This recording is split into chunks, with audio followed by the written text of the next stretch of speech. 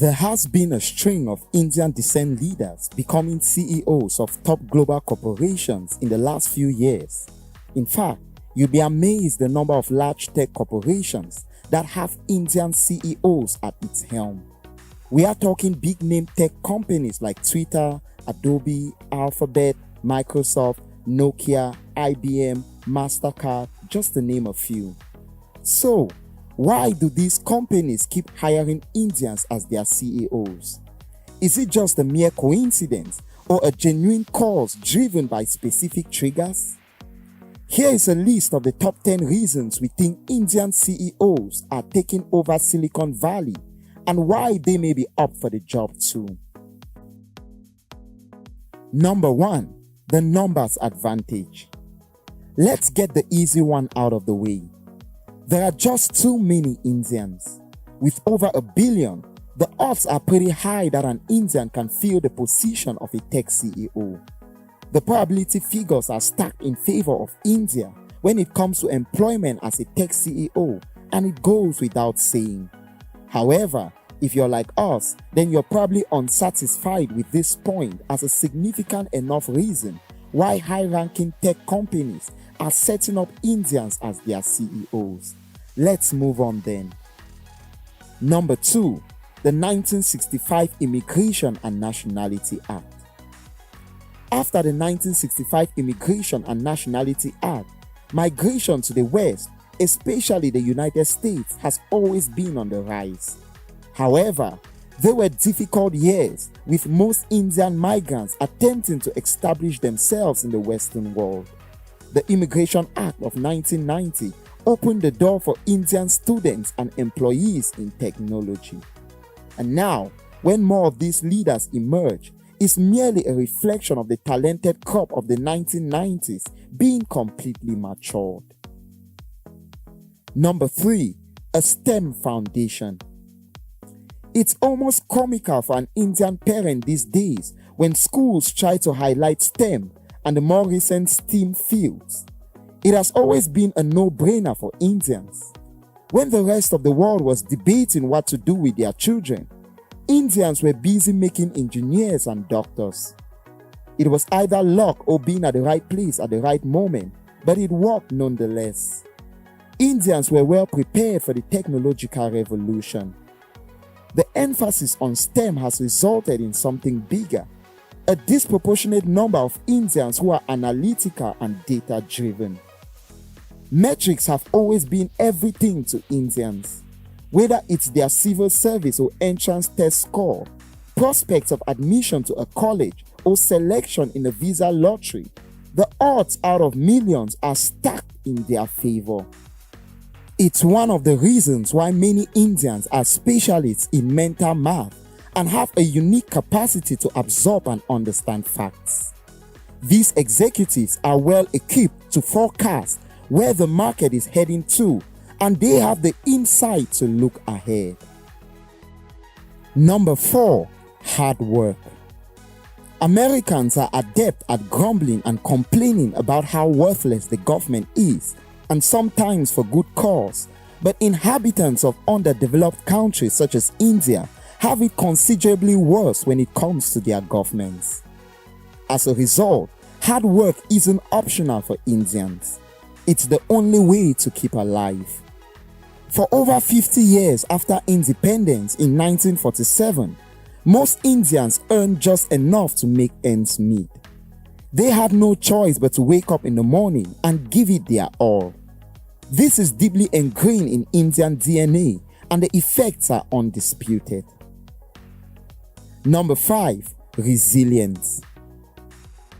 It takes a lot to merely survive, let alone become successful in a country of over 1 billion people, the majority of whom are impeded by pervasive corruption, poor infrastructure, and restricted opportunities. Indians have learned to be resilient, to overcome unsurmountable hurdles, and to make the most of what they have. In India, you learn to work around the challenges created by an unfair state and society. Entrepreneurship, as well as the innovation and resourcefulness necessary to overcome all these challenges, is a part of everyday life. All of this implies that if an Indian makes it across the world and into the employ of a top tech business, they've almost probably already acquired tremendous resilience and entrepreneurialism, both of which will position them well for future advancement in the company. Number 6, admirable culture. Indians, like people all across the world, have several ethnic, racial, gender, and religious differences. However, to thrive, they must learn to ignore or adjust to these differences as needed. India has 6 major religions and over 22 regional languages, all recognized by the Indian Constitution.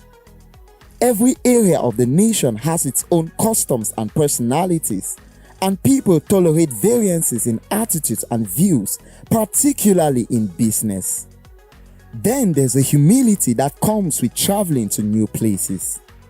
Talk to practically any immigrant, regardless of background, and he or she will tell you about leaving behind social positions in their native country and working their way up the social ladder in the adopted nation. Starting from nothing and working your way to success is a humbling experience that teaches you many useful lessons.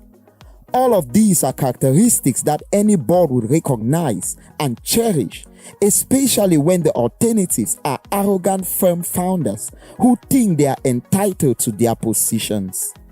These characteristics help a CEO to alter corporate culture. Number 7, humility. Moving to a new nation is humbling, as any migrant can tell you. You frequently do not understand local customs or how to do tasks.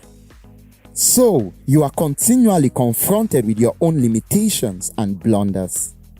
Furthermore, the identification markers you utilized as shortcuts to present yourself at home are likely to be entirely worthless in your new nation.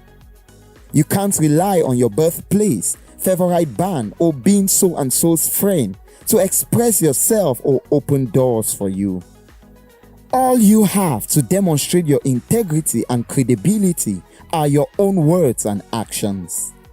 This process of overcoming these obstacles has a tendency to leave you more open-minded, less snobbish, and if the initial difficulties don't break you, better at recognizing your biases and limitations and growing from them. All of which are traits that serve a future CEO well. Number 8, great adaptability. Growing up in an uncertain world is difficult. You're always expecting something to go wrong. This is firmly ingrained in the Indian mindset and has proven to be a valuable advantage for Indian leaders. They are more prepared for the unexpected, they have greater perseverance and can see around the corner. Indians and the people from the subcontinent are among the most adaptive people on the planet. It is a lot simpler for an Indian to adjust to Western practices when they arrive in the United States. Add to it the fact that they have been educated to be rapid learners and mathematicians, and you get someone who adjusts rapidly and has a rational explanation for why he or she knows something better than others. For example, it is highly likely that you know an Indian friend who is an expert in American football and knows more statistics than anyone else in the group. Well, now you know why. Number 9, simplicity. Indians aren't just typically high-tech, as you would say, but are also smart about being high-touch as well. They have great people skills, and it is such people-based skills that ultimately get someone accepted as a leader in American organizations, whatever be their origin, and then all good things follow. This may be a part of an Indian upbringing or their cultural background, but it is clear that a significant number of successful Indian origin professionals are very high touch. They are accessible, polite, diplomatic, empathic, not arrogant, and the list goes on. Simply put, they listen and are smart about what they say, how to say it, and to whom to say it. And number 10, strategic marketing ploy. Having explored all the positive reasons why tech companies are opting for Indian-born individuals to occupy the position of CEO in their companies, here is one seemingly controversial point of view. This point of view holds that it could all be a marketing ploy by these big corporations to attract a large customer base for their products and services. In talking numbers, the first nation that comes to mind with a large population is obviously China. But you will know that Google is blocked in China, and so is YouTube under the Great Firewall. Moreover, the Chinese government imposes tremendous taxes on foreign companies who want to establish themselves in China. That rules out China from the list of possible enlargement by a tech company. The next populous alternative is India, with an astronomically large population of 1.38 billion and counting. To gain the favor of the Indian population, an easy marketing approach could be to appoint a CEO with Indian origins. This is, however, all very speculative, and there is no basis to substantiate this. Do let us know in the comment section why you think Indian-born individuals are rising so high in the tech industry. And that is where we wrap things up for today. If you enjoyed the video, then be sure to give us a thumbs up, subscribe to the channel, and hit that notification bell for new video alerts. See you in the next video. Thanks for watching.